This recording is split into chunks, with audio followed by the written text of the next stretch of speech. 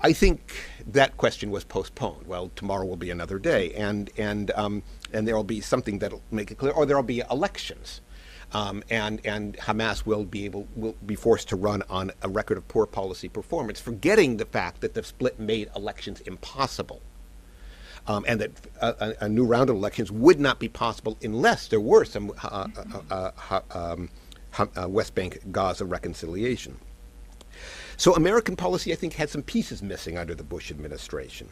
Towards the end of the Bush administration, when the Egyptians did get involved in this mediation effort, both promoting a ceasefire between Gaza and Israel, and also the mediation effort between Hamas and Fatah, the United States was a little bit more polite or less dismissive of these efforts, but once again, there was no real support for Palestinian reconciliation, the kind that would be necessary. I mean, the argument that I just made is that without active international support, this is not going to happen.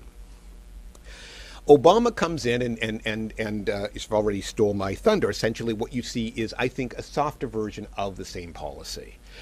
You see behind-the-scenes pressure to let up on some of the restrictions on movement of goods into Gaza, especially food, but only in limited ways.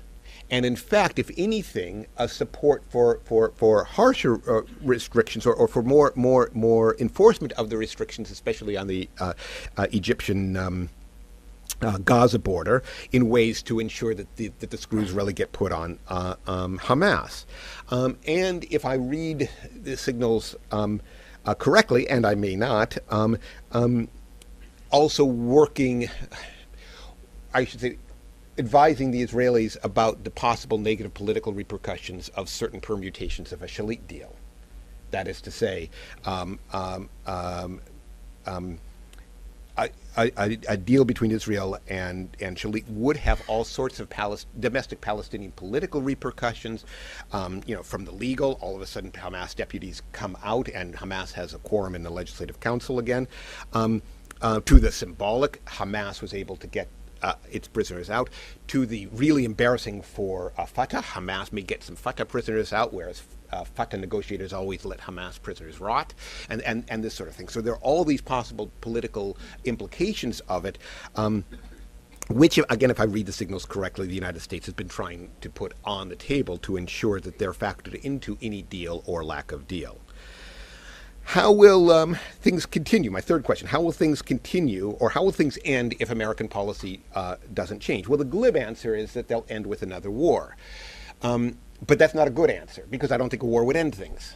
Another war is possible. There's certainly increasing talk of it, that is to say, another Israeli-Gaza military confrontation.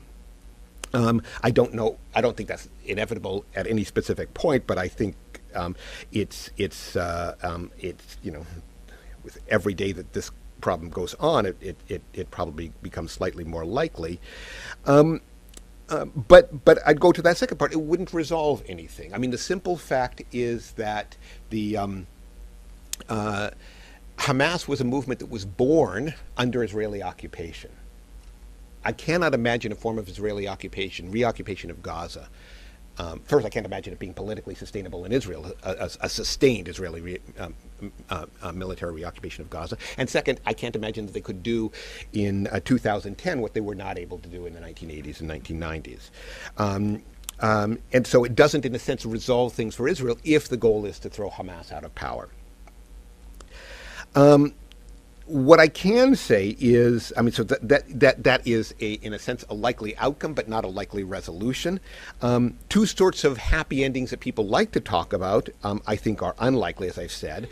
One kind of happy outcome would be elections, but as made clear, elections are not going to happen until there's Palestinian reconciliation. That is to say, elections are part of, or happen after a resolution of the split, not before a resolution of the split.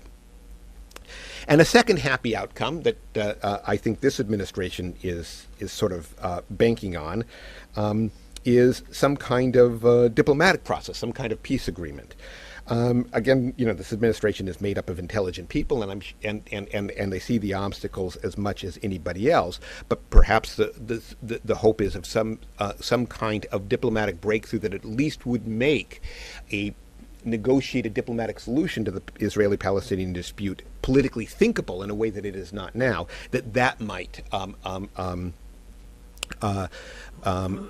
rejigger the domestic Palestinian scene. I don't see that happening. I do not know whether a two-state solution is possible anymore, but I know it's not possible now. And I think it would take an incredible amount to convince Palestinians, and probably Israelis as well, that it is possible. So to put all of our diplomatic eggs in this kind of grand negotiations basket, well, if the Obama administration really wants negotiations, a resumption of Israeli-Palestinian negotiations, if that's what they really want, they will probably get them. And that's probably all they'll get. So again, an outcome that is not a resolution.